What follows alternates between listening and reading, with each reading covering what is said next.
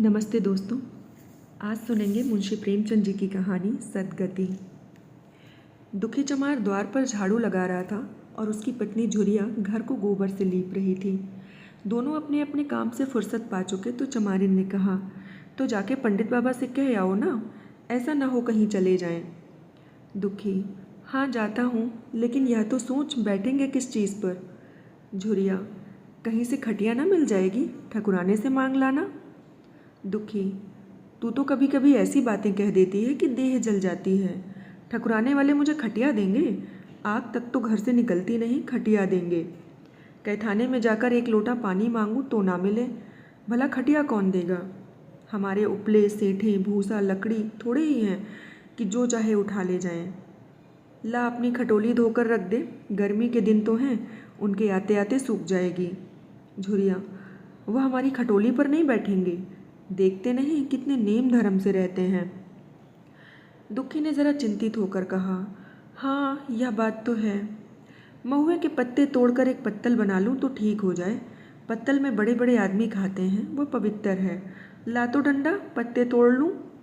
झुरिया, पत्तल मैं बना लूँगी, तुम जाओ, लेकिन हाँ उन्हें सीधा भी तो देना होगा। अपनी थाली में रख दूँ? दुखी, कहीं ऐसा गजब ना करना, नहीं तो सीधा भी जाए और थाली भी फूटे। बाबा थाली उठाकर पटक देंगे, उनको जल्दी क्रोध चढ़ जाता है। क्रोध में पंडिताइन तक को तो छोड़ते नहीं। लड़के को ऐसा पीटा कि आज तक टूटा हाथ लिए फिरता है। पत्तल में सीधा भी देना, मुदा तू छूना मत। झरी गोंद की लकड़ी को लेकर साह की दुकान से सब चीज़ें ले आना। सीधा भरपूर हो, सेर भर आटा, आध सेर चावल, पाव भर दाल, आध पाव घी, नून हल्दी, पत्तल में एक किनारे 4 आने पैसे रख देना। गोंद की लकड़ी ना मिले तो भुर्जन के हाथ पैर जोड़ कर ले जाना। तू कुछ मत छूना, नहीं गजब हो जाएगा। इन बातों की ताकीद करके दुखी ने लकड़ी उठाई और घास का एक बड़ा सा गट्ठा लेकर पंडित जी से अर्ज करने चला। खाली हाथ बाबा जी की सेवा में कैसे जाता? नजराने के लिए उसके पास घास के सिवाय और क्या था? उसे खाली हाथ देखकर तो बाबा दूर ही से दुत्कारते। पंडित घासीराम ईश्वर के परम भक्त थे। नींद खुलते ही ईशोपासना में लग जाते। मुंह हाथ धोते, 8 बजते, तब असली पूजा शुरू होती, जिसका पहला भाग भंग की तैयारी था। उसके बाद 8 घंटे तक चंदन रगड़ते, फिर आईने के सामने तिनके से माथे पर तिलक लगाते। चंदन की 2 रेखाओं के बीच में लाल रोरी की बिंदी होती थी। फिर छाती पर, बाहों पर चंदन की गोल गोल मुद्रिकाएं बनाते। फिर ठाकुर जी की मूर्ति निकालकर उसे नहलाते, चंदन लगाते, फूल चढ़ाते, आरती करते, घंटी बजाते। 10 बजते बजते वह पूजन से उठते और भंग छानकर बाहर आते। तब तक 2-4 जजमान द्वार पर आ जाते। ईशोपासन का तत्काल फल मिल जाता, यही उनकी खेती है। आज वह पूजन गृह से निकले तो देखा दुखी चमार घर का घास का एक गट्ठा लिए बैठा है। दुखी उन्हें देखते ही उठ खड़ा हुआ और उन्हें साष्टांग दंडवत करके हाथ बांधकर खड़ा हुआ। वह तेजस्वी मूर्ति देखकर उसका हृदय श्रद्धा से परिपूर्ण हो गया। कितनी दिव्य मूर्ति थी! छोटा सा गोल मटोल आदमी, चिकना सिर, फूले गाल, ब्रह्म तेज से प्रदीप्त आँखें, रोरी और चंदन देवताओं की प्रतिभा प्रदान कर रही थी। दुखी को देखकर श्रीमुख से बोले, आज कैसे चला रे दुखिया? दुखी ने सिर झुकाकर कहा, बिटिया की सगाई कर रहा हूँ महाराज, कुछ साइड सगुन विचारना है, कब मर्जी होगी? घासी, आज मुझे छुट्टी नहीं, हाँ सांझ तक आ जाऊँगा। दुखी, नहीं महाराज, जल्दी मर्जी हो जाए, सब सामान ठीक कराया हूँ, यह घास कहाँ रख दूँ? घासी, इसे गाय के सामने डाल दें और ज़रा झाड़ू लेकर द्वार तो साफ कर दें। यह बैठक भी कई दिन से लीपी नहीं गई, उसे भी गोबर से लीप दें, तब तक मैं भोजन कर लूँ, फिर ज़रा आराम करके चलूँगा। हाँ यह लकड़ी भी चीर देना, खलिहान में 4 खांची भूसा पड़ा है, उसे भी उठा लाना और भूसैल में रख देना। दुखी फौरन हुक्म की तामील करने लगा। द्वार पर झाड़ू लगाई, बैठक को गोबर से लीपा, तब तक 12 बज गए। पंडित जी भोजन करने चले गए। दुखी ने सुबह से कुछ नहीं खाया था, उसे भी जोर की भूख लगी, पर वह खाने को क्या धरा था? घर यहाँ से मील भर था, वहाँ खाने चला जाए तो पंडित जी बिगड़ जाएं। बेचारे ने भूख दबाई और लकड़ी फाड़ने लगा। लकड़ी की मोटी सी गांठ थी जिस पर पहले कितने ही भक्तों ने अपना जोर आजमाया था।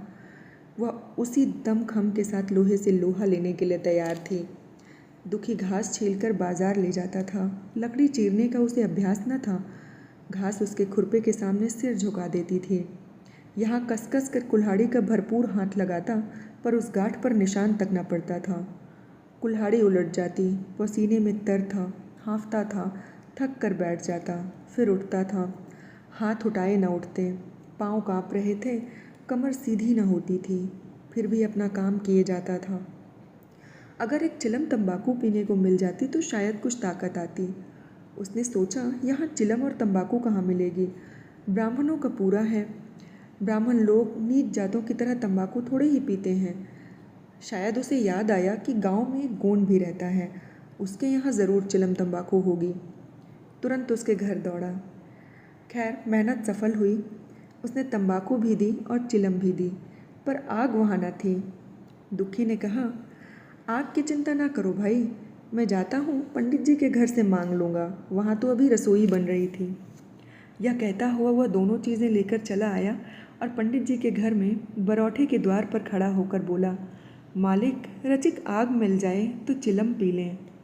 पंडित जी भोजन कर रहे थे। पंडिताइन ने पूछा, यह कौन आदमी आग मांग रहा है? पंडित, अरे वही ससुरा दुखिया चमार है। कहा है थोड़ी सी लकड़ी चीर दे, आग तो है, दे दो। पंडिताइन ने भवें चढ़ाकर कहा, तुम्हें तो जैसे पोथी पत्रों के फेर में धर्म कर्म किसी बात की सुधि नहीं रही। चमार हो, धोबी हो, पासी हो, मुंह उठाए घर में चला आए। हिंदू का घर ना हुआ, कोई सराय हुई। कह दो दाढ़ीदार से चला जाए, नहीं तो इसी लुआठी से मुंह झुलस दूंगी। आग मांगने चले हैं। पंडित जी ने उन्हें समझा कर कहा, भीतर आ गया तो क्या हुआ? तुम्हारी कोई चीज़ तो नहीं छुई। धरती पवित्र है, ज़रा सी आग दे दे। क्यों नहीं देती? काम तो हमारा ही कर रहा है। कोई लोनिया यही लकड़ी फाड़ता तो कम से कम 4 आने लेता। पंडिताइन ने गरज कर कहा, वह घर में आया क्यों? पंडित ने हार कर कहा, ससुरे का अभाग था, और क्या। पंडिताइन, अच्छा, इस वक्त तो आग दिए देती हूँ, लेकिन फिर जो इस तरह कोई घर में आएगा तो उसका मुंह ही जला दूंगी। दुखी के कानों में इन बातों की भनक पड़ रही थी। पछता रहा था। नाहक आया। सच तो कहती हैं, पंडित के घर में चमार कैसे चला आए? बड़े पवित्र होते हैं यह लोग, तभी तो संसार पूछता है, तभी तो इतना मान है। भर चमार थोड़े ही हैं। इसी गांव में बूढ़ा हो गया, मगर मुझे इतनी अकल भी ना आई। इसलिए जब पंडिताइन आग लेकर निकली तो वह मानो स्वर्ग का वरदान पा गया। दोनों हाथ जोड़कर ज़मीन पर माथा टेकता हुआ बोला, पढ़ाइन, माता, मुझसे बड़ी भूल हुई कि घर में चला आया। चमार की अकल ही तो ठहरी। इतने मूर्ख न होते तो लात क्यों खाते? पंडिताइन चिमटे से पकड़कर आग लाई थी।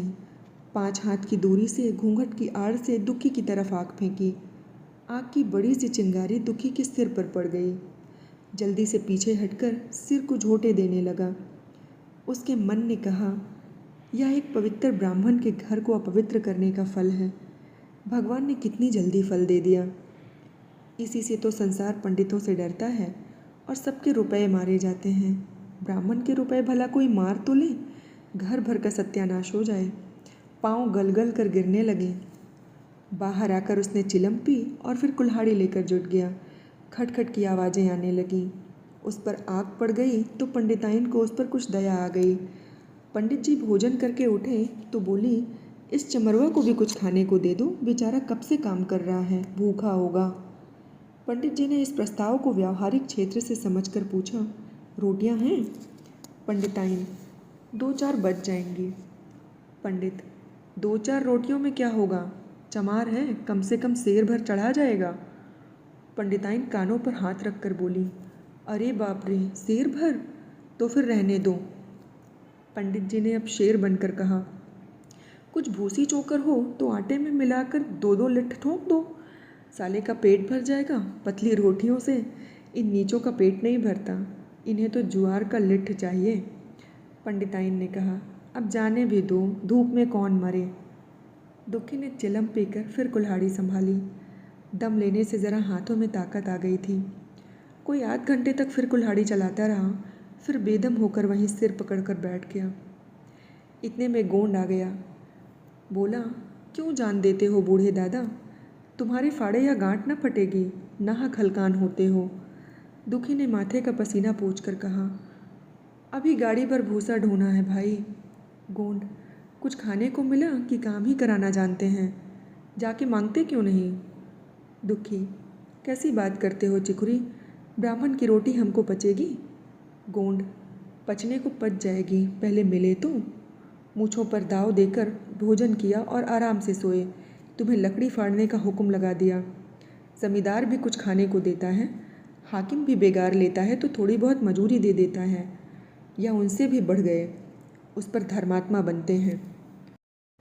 दुखी, धीरे धीरे बोलो भाई, कहीं सुन ले तो आफत आ जाए। यह कहकर दुखी फिर संभल पड़ा और कुल्हाड़ी की चोट मारने लगा। चिकुरी को उस पर दया आई, आकर कुल्हाड़ी उसके हाथ से छीन ली और कोई आध घंटे खूब कस कस कर कुल्हाड़ी चलाई, पर गांठ में एक दरार भी ना पड़ी। तब उसने कुल्हाड़ी फेंक दी और यह कहकर चला गया, तुम्हारे फाड़े या ना फटेगी, जान भले निकल जाए।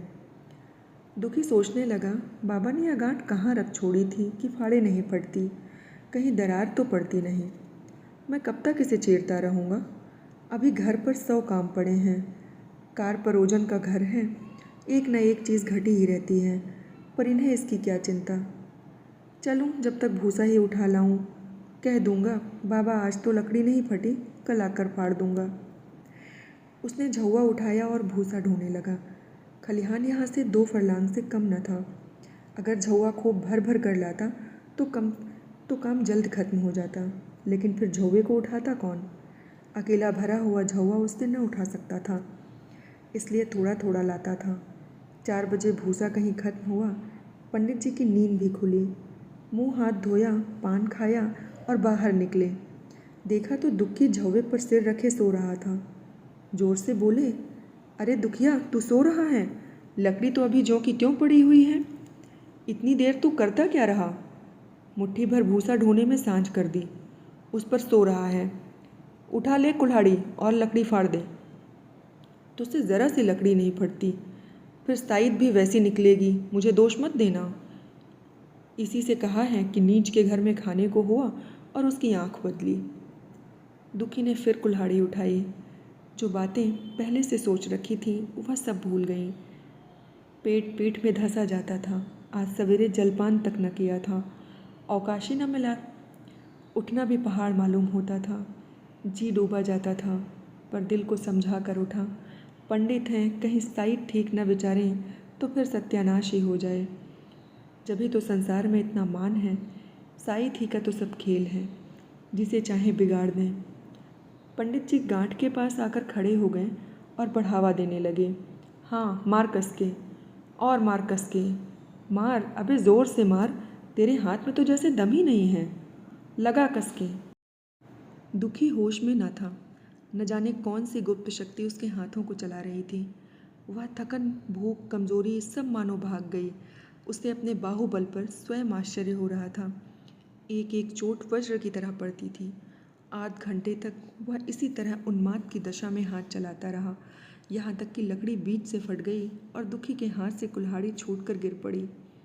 इसके साथ वह भी चक्कर खाकर गिर पड़ा। भूखा प्यासा थका हुआ शरीर जवाब दे गया। पंडित जी ने पुकारा, उठ के 2-4 हाथ और लगा दे, पतली पतली चैलियाँ हो जाएं। दुखी ना उठा। उन्होंने भी अब उसे दिख करना उचित न समझा। पंडित जी ने भीतर जाकर बूटी छानी, शौच गए, स्नान किया और पंडिताई बाना पहनकर बाहर निकले। दुखी अभी तक वहीं पड़ा हुआ था। जोर से पुकारा, अरे क्या पड़े ही रहोगे दुखी? चलो, तुम्हारे ही घर चल रहा हूँ, सब सामान ठीक ठीक है ना? दुखी फिर न उठा।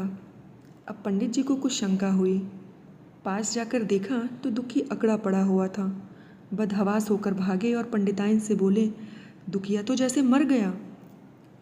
पंडिताइन हकबका कर बोली, वह तो अभी लकड़ी चीर रहा था ना? पंडित, हाँ, लकड़ी चीरते चीरते मर गया, अब क्या होगा? पंडिताइन ने शांत होकर कहा, होगा क्या, चमरौने में कहला भेजो, मुर्दा उठा ले जाएं। एक क्षण में गांव भर में खबर हो गई। पूरे में ब्राह्मणों की ही बस्ती थी, केवल एक घर गोंड का था। लोगों ने उधर का रास्ता छोड़ दिया। कुएं का रास्ता उधर ही से था, पानी कैसे भरा जाए? चमार की लाश के पास से लेकर पानी भरने कौन जाए? एक बुढ़िया ने पंडित जी से कहा, अब मुर्दा फेंकवाते क्यों नहीं? कोई गांव में पानी पिएगा या नहीं? इधर गोंड ने चमरौने में जाकर सबसे कह दिया, खबरदार मुर्दा उठाने मत जाना, अभी पुलिस की तहकीकात होगी। दिल लगी है कि एक गरीब की जान ले ली। पंडित होंगे तो अपने घर के होंगे, लाश उठाओगे तो तुम भी पकड़े जाओगे। इसके बाद ही पंडित जी पहुँचे, पर चमरौने का कोई आदमी लाश उठा लाने को तैयार न हुआ। हाँ, दुखी की स्त्री और कन्या दोनों हाय हाय करती वहाँ पहुँच गईं और पंडित जी के द्वार पर आकर सिर पीट पीट कर रोने लगी। उसके साथ 10-5 और चमारिनें थीं। कोई रोती थी, कोई समझाती थी, पर चमार एक भी न था। पंडित जी ने चमारों को बहुत धमकाया, समझाया, मिन्नत की, पर चमारों के दिल पर पुलिस का रोब छाया हुआ था, एक भी न मिनका। आखिर निराश होकर लौट आए। आधी रात तक रोना पीटना जारी रहा। देवताओं का सोना मुश्किल हो गया, पर लाश उठाने कोई चमार न आया, और ब्राह्मण चमार की लाश कैसे उठाते? भला ऐसा किसी शास्त्र पुराण में लिखा है? कहीं कोई दिखा दे। पंडिताइन ने झुंझला कर कहा, इन डाइनों ने तो खोपड़ी चाट डाली, सभी का गला भी नहीं थकता। पंडित ने कहा, रोने दो चुड़ैलों को, कब तक रोएंगी? जीता था तो कोई बात न पूछता था, मर गया तो कोलाहल मचाने के लिए सबकी सब आ पहुँची। पंडिताइन, चमार का रोना मनहूस है। पंडित, हाँ बहुत मनहूस। पंडिताइन, अभी से दुर्गंध उठने लगी। पंडित, चमार था ससुरा की नहीं, साध हसात किसी का विचार है इन सबों को। पंडिताइन, इन सबों को घिन भी नहीं लगती। पंडित, भ्रष्ट हैं सब। रात को किसी तरह कटी, मगर सवेरे भी कोई चमार न आया। चमारी ने रो पीट कर चली गई। दुर्गंध कुछ कुछ फैलने लगी। पंडित जी ने एक रस्सी निकाली, उसका फंदा बनाकर मुर्दे के पैर में डाला और फंदे को खींच कर कस दिया। अभी कुछ कुछ धुंधुलका था।